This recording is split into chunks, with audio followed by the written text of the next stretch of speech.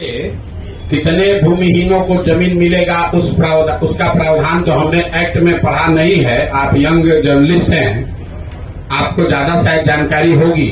वक्फ के बिल में कहीं इस बात का जिक्र नहीं है कि अगर कल होकर वक्फ के एक्स्ट्रा जमीन को सरकार ले भी ले तो उसका लाभ बिहार के भूमिहीनों को मिलेगा। इसकी कोई चर्चा कहीं उस कानून में, एक मिनट रुकिए, आपने सवाल पूछा, आंसर देने दीजिए। इसकी कोई चर्चा उस कानून में नहीं है। कहीं उस कानून में यह प्रावधान नहीं है कि वक्फ में अगर गलत जमीन कोई पाई गई तो उसको लेकर भूमिहीनों के बीच में बांटा जाएगा। पहली बात। दूसरी बात, वक्फ का विरोध क्यों कर रहे हैं? वक्फ का विरोध इस पर नहीं कर रहे हैं कि वक्फ में सुधार होना चाहिए कि नहीं होना चाहिए।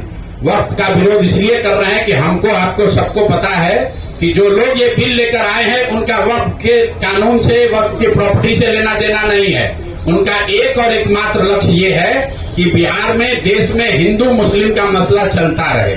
इसका उदाहरण देख लीजिए।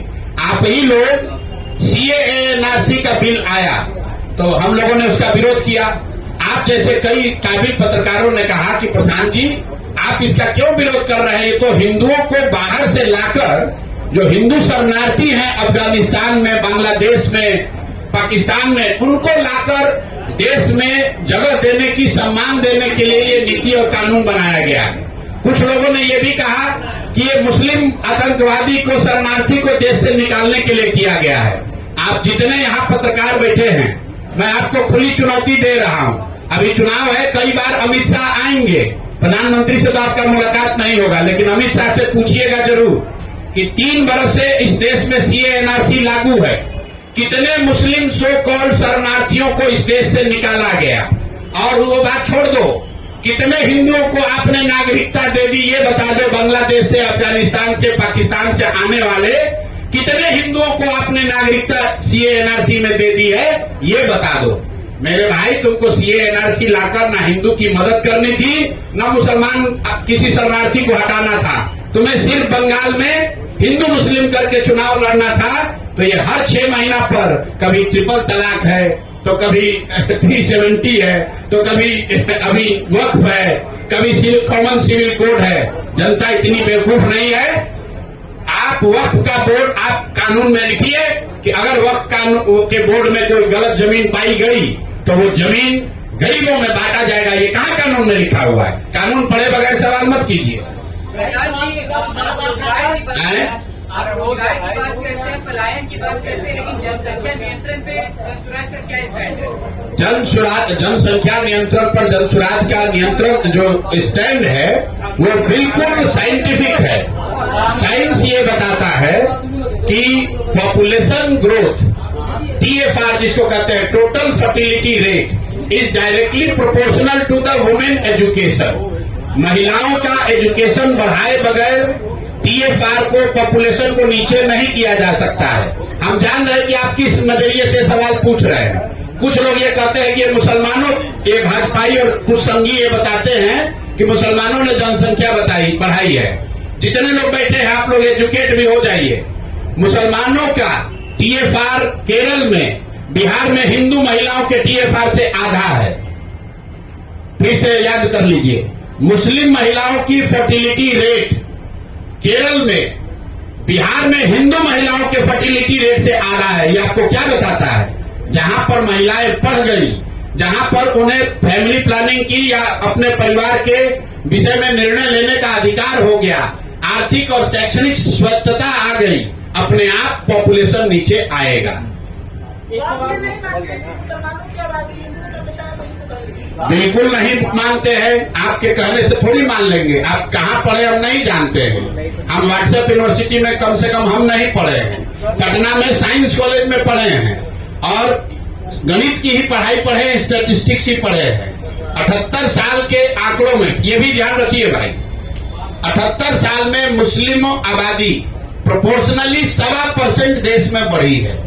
मतलब अगर आजादी के समय 10% थी तो अभी मान लीजिए 11.5% है। और इसका कोई धर्म से लेना देना नहीं है। इसका इस बात से लेना देना है कि मुस्लिम परिवार में पढ़ाई कम है। अगर जिस दिन मुस्लिम महिलाएं मुस्लिम परिवार में शिक्षा का प्रचार प्रसार हो जाएगा तो ये भी कम हो जाएगा। कोई नहीं चाहता है कि हमारा 10 बच्चा हो, अगर हम उसको पढ़ा नहीं सकते हैं, उसकी चिंता नहीं कर सकते हैं। आप हिंदू मुसलमान की बात कर रहे हैं। मुसलमानों के तो दीन में ये लिखा हुआ है, मैं अपने भाषणों में कहता हूं। आप लोग कई बार कहते हैं कि ये धर्म के नाम पर है। मुसलमानों के दीन में, उनके हदीस में ये बात लिखी हुई है कि मुसलमानों को अपने बच्चों के साथ इंसाफ करना है। ये उनकी जवाबदेही है मुसलमान होने के नाते। ये गलत बात आप लोग मत फैलाइए। एक सवाल है, हो गया, आपने जातिगत जनगणना हो गया, हो गया।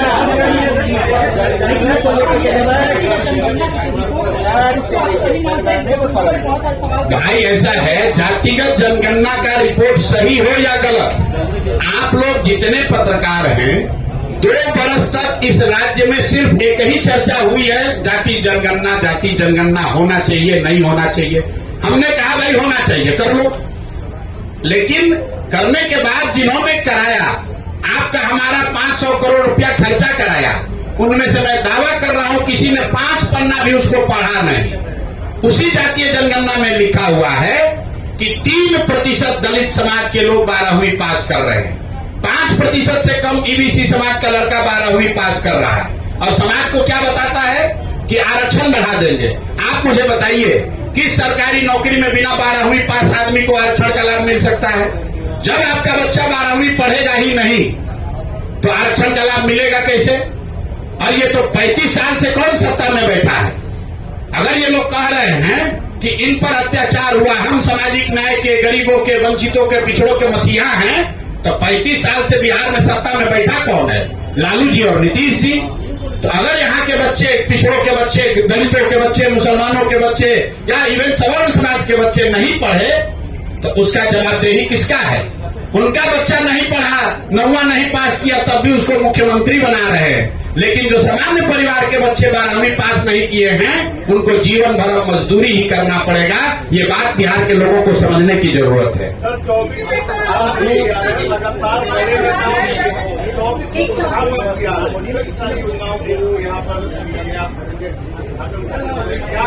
भैया मोदी जी 2014 से लगातार बिहार में आ रहे हैं, और जो सबसे बड़ा मुद्दा आपको उठाना चाहिए कि बिहार की मदद जब करेंगे कि नहीं करेंगे, बिहार सरकार के पैसे से पूरा मोबिलाइजेशन, पूरी मीटिंग, आपने देखा पूरा सरकारी आदेश निकला है, पूरी व्यवस्था का खर्चा गुजरात से नहीं आ रहा है, दिल्ली से नहीं आ रहा है, बिहार की गरीब जनता का पैसा लगाकर मोदी जी की सभा में भीड़ की जाएगी।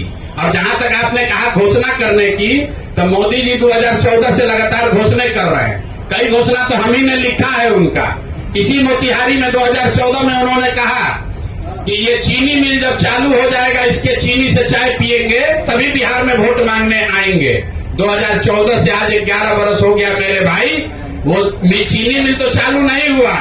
भाजपाई वहां के जितने नेता है, नाम आपको खूब पता है, उस चीनी मिल के जमीन को टुकड़ों टुकड़ों में करके बेच के सब अपने नाम कर लिया है। अब मोदी जी अभी भी आ रहे हैं, आप भूलिए नहीं। 2015 में मोदी जी ने आरा में आकर कहा था 30,000 करोड़ दूं कि 40,000, 60,000 करोड़ दूं कि 1 लाख दूं, 1,20,000 करोड़ दूंगा।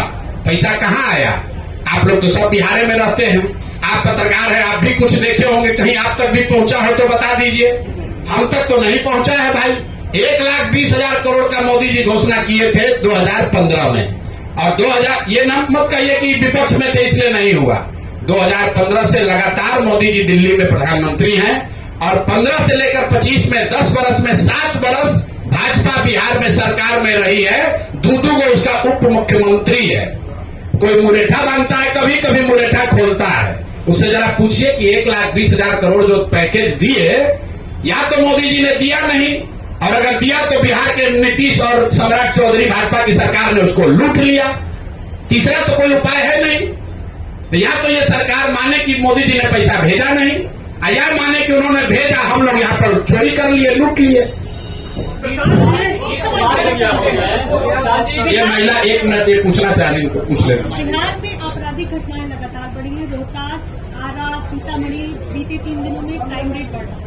जंगल राज पार्ट 1 बनाम समाजवादी पार्टी की तुलना हो रही है, आपने कहा। देखिए, हम लोग तो कह ही रहे हैं कि नीतीश की इस सरकार का इकबाल खत्म हो गया है। जिस सरकार के मुखिया को ये नहीं मालूम है कि मेरा मंत्रिपरिषद में साथी कौन है, जो यही नहीं पहचान रहा है कि मेरे मंत्री का नाम क्या है, उसको क्राइम और व्यवस्था की क्या समझ होगी।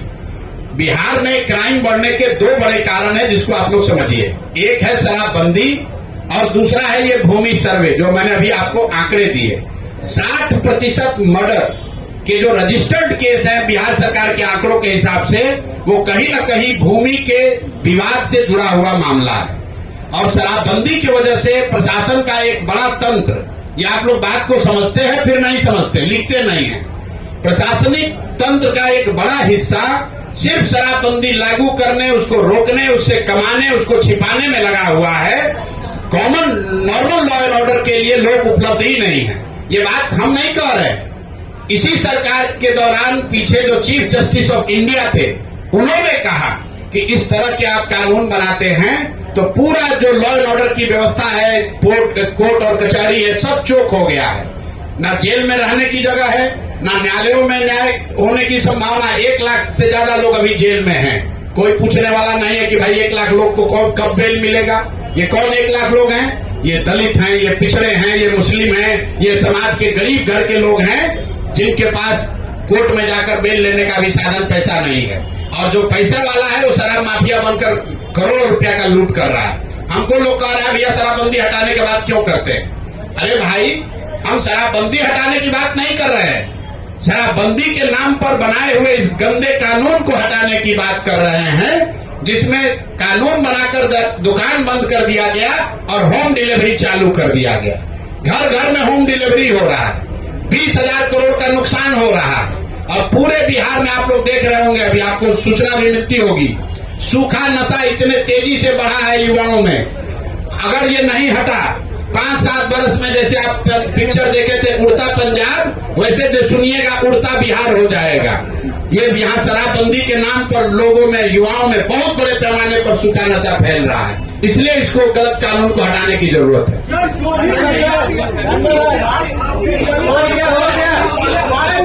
कितना हो गया?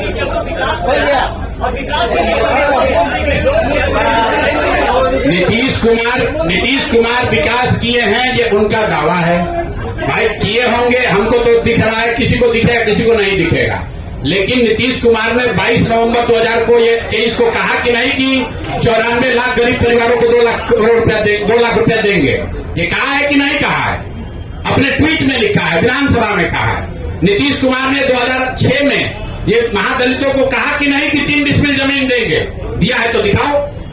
हो गया सर। अगर आपने कहा कि 2 लाख देंगे तो किसको मिला है जो नहीं हम लोग को दिख रहा है? बहुत बहुत धन्यवाद भैया।